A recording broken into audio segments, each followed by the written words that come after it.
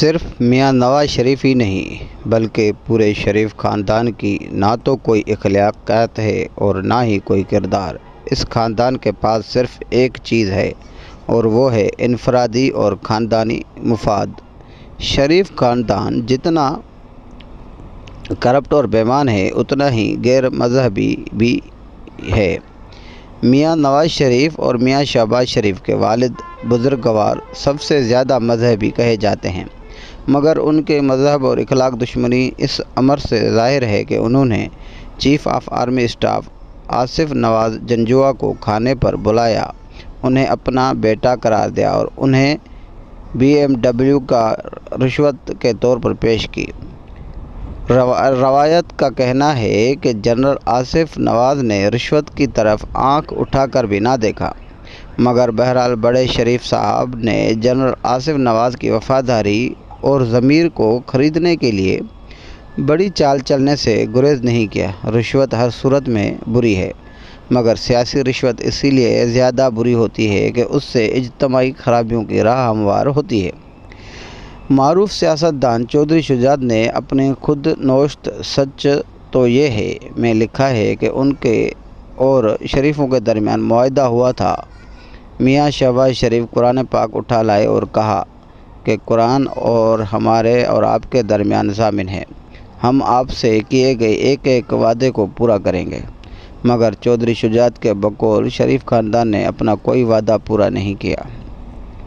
ظاہر ہے کہ جس وقت شہباز شریف قرآن کو ضامن بنانے کی بات کر رہے ہوں گے اس وقت میاں نواز شریف اور دوسرے شریف بھی موجود ہوں گے۔ اس اعتبار سے دیکھا جائے تو شریفوں نے اجتماعی طور پر قرآن کو ضامن بنایا۔ مسلمانوں کی روحانی اور اخلاقی حالت اچھی نہیں، مگر کمزور سے کمزور مسلمان بھی جب قرآن کو گواہ بنا لیتا ہے تو وہ اپنے وعدے کو پورا کرتا ہے، مگر شریف خاندان نے قرآن کی حرمت کا پاس بھی نہ کیا۔ یہ جرأت شریف خاندان کے سوا شاید ہی کبھی کسی مسلمان خاندان نے کی ہوگی۔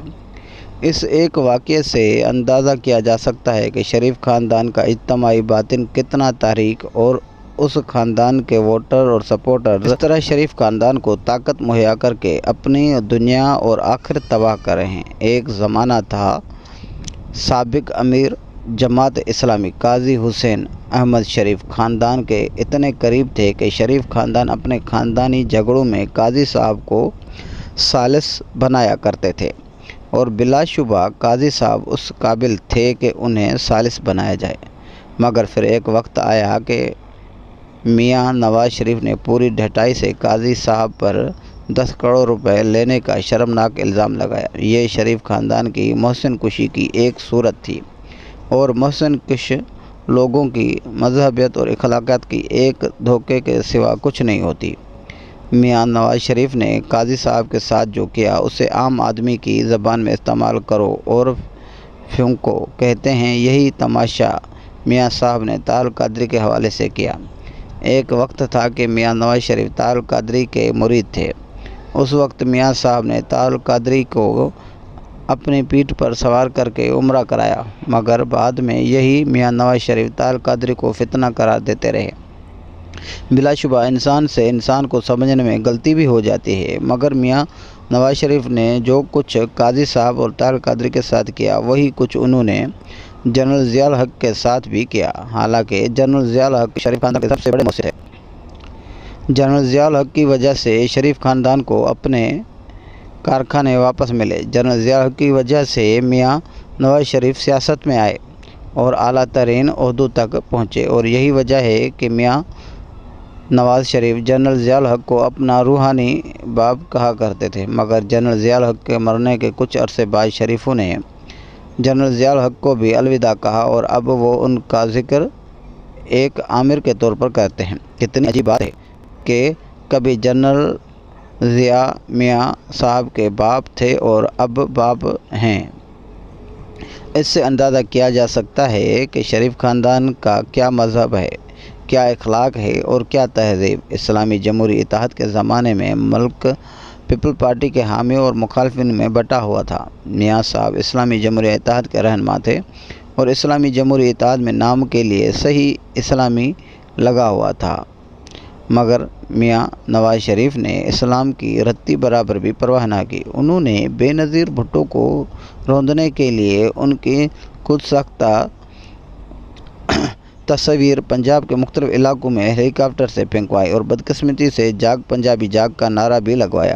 یہ بڑی سنگین واردات تھی جو چنانچہ اس وقت کے امیر جماعت اسلامی قاضی حسین احمد اس بات کا اقرار کیا تھا کہ میاں نواز شریف نے یہ دونوں کام کرائے۔ مانا کہ بے نظیر بھٹو کی یہ سیاسی شکست ضرور ہوگی، مگر کیا اس کے لیے ان کے کردار کشی کے لیے ان پر بہتان باندھنا ضروری تھا؟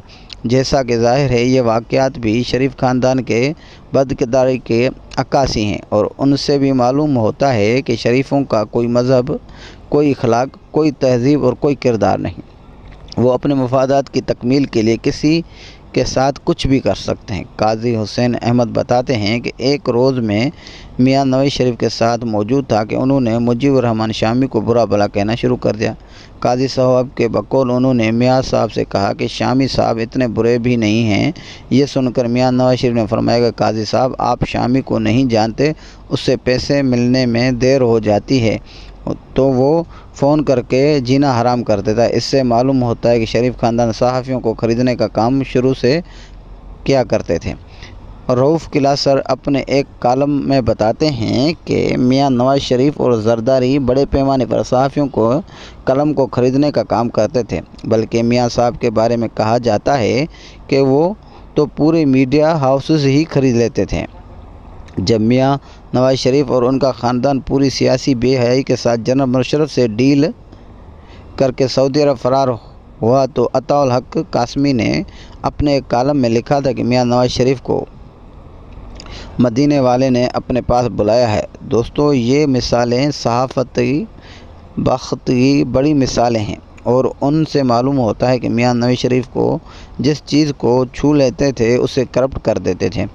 قاضی حسین احمد نہ صرف یہ کہ طویل عرصے تک شریف خاندان کے قریب رہے، بلکہ جماعت اسلامی نواز لیگ نے IGI کی سیاست میں طویل عرصے تک ایک ساتھ جدوجہد کی۔ بلا شبہ بعد ازاں جماعت اسلامی نے اپنے رستے جدا کر لیے۔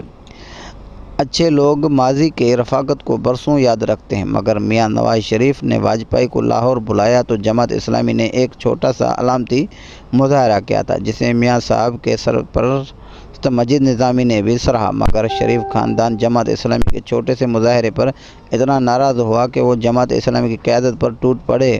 اس نے جماعت اسلامی کی قیادت کو والٹن روڈ کے دفتر میں بند کر کے اتنے آنسو گیس برسائے کہ قاضی حسین احمد اور سید منور حسین بتاتے ہیں کہ آنسو گیس کی برسات اگر 20 منٹ جاری رہتی تو جماعت اسلامی کی پوری قیادت دم گھٹنے سے جاں بحق ہو جاتی۔ یہی نہیں، شریفوں کی ہدایت پر پنجاب پولیس نے جماعت اسلامی کے کارکنوں پر بھی تشدد کیا کہ اس تشدد کی ویڈیو دیکھ کر رونگٹے کھڑے ہو جاتے تھے۔ واجپئی کو لاہور بلانا میاں نواز شریف کا حق تھا اور اس پر پرامن احتجاج کرنا جماعت اسلامی کا حق تھا، مگر میاں صاحب نے ایک چھوٹے سے مظاہرے پر اپنے فاشزم کا بلڈاگ چھوڑ دیا۔ شریف خاندان کا یہی فاشزم بالآخر تحریک منہاج القرآن کے بے گناہ اور نہتے کارکنوں کے خلاف زیادہ شدت سے بروئے کار آیا اور کئی درجن لاشیں تخلیق کرنے میں کامیاب رہا۔